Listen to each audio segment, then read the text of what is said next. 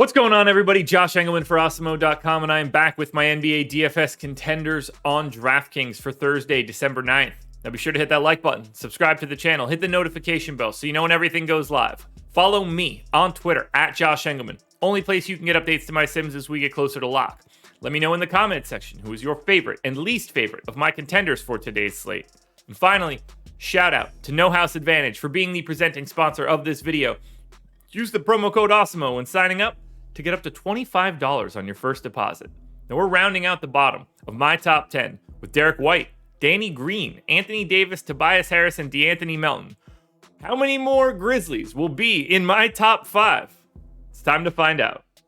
In first at number 5, we've got center eligible Steven Adams. He's 5,100, projected for 31. The goal's 37. He's in the optimal lineup 33% of the time. We've seen since Ja Morant has been out, Steven Adams playing a couple extra minutes, especially with no Kyle Anderson and no Zaire Williams and no Brandon Clark. They're just playing Steven Adams a little bit more. So I've got him in for 29 minutes. 1.05 fantasy points per minute, 14% usage, 9 points, 11.5 rebounds, 2.5 assists, and 2 stocks. Massive pace up spot here against the Lakers. I kind of like the spot given how big the front court is. Makes the minutes seem a little bit more realistic here. So at 29 minutes for Steven Adams at 5,100, he's a great value. At number 4, we have the lone non-Grizzly. That's Lonnie Walker. Shooting guard, small forward eligible, 3,700. So you get shooting guard, small forward, guard forward utility for sub 4K. Projected for 22, goals 31, optimal lineup 34% of the time. Now, I gave him 25 minutes. We've got some minutes to go around with no Keldon Johnson. Not entirely sure who's going to be the actual starter. Probably Keita Bates-Diop, but who knows? We're talking close to 0.9 fantasy points per minute with no Keldon Johnson on the floor this year. Keldon's actually taken over a lot of usage, so we do see Lonnie Walker get a bit of a bump with no Keldon Johnson. 12 points, 3 boards, 2.5 assists, maybe a stock. Massive pace down spot for the Spurs. They lose 3 possessions in comparison to their average by taking on Denver. Denver, the slowest team in basketball. None of that really matters to me. Lonnie Walker just looks like an excellent point per dollar play with very good positional flexibility. Now at number 3, I'm looking at Tyus Jones, just 6K, or I guess is 6K, just point guard eligible, projected for 34. The goal's 40.5. He's in the optimal lineup 35% of the time. I gave him 32 minutes.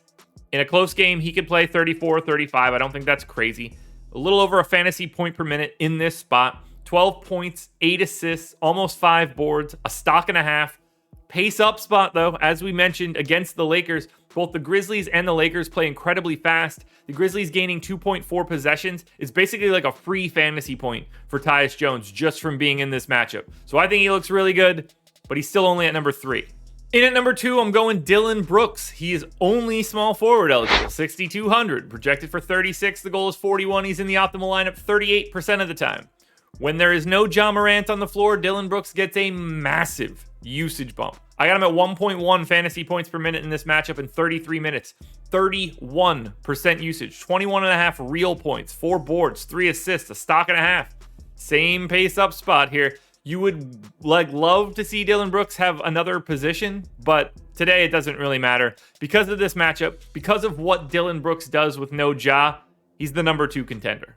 Now, before we get to the number 1 guy, one last reminder, please hit the like button, subscribe to the channel, hit the notification bell so you know when everything goes live. Follow me on Twitter at Josh Engleman, and let me know in the comments section who your favorite and least favorite contenders are for today. And don't forget to sign up at No House Advantage using the promo code Awesemo. The number 1 contender for today across both sites is Jaren Jackson. Power forward center eligible here, 7K, projected for 41. The goal is 45. He's in the optimal lineup 45% of the time. I gave him 30 minutes. Now, he could play slightly less because of foul trouble. He could very easily play slightly more, too. 1.36 fantasy points per minute in this spot. He sees a massive usage bump with no Ja Morant. I got him in for 29% here. 21 points, almost 8 boards, an assist, a steal, and 2 blocks in a matchup against the Lakers. Big time pace up spot. This is your number 1 contender. Make sure you're getting to Jaren Jackson Jr. Alrighty, folks, that will do it. Those are my NBA DFS contenders on DraftKings for Thursday, December 9th. FanDuel version of this video is around here somewhere. Check it out. That's all I got, everybody. 3-game slate. This one's kind of easy. We're back again tomorrow morning for another edition of the Contenders.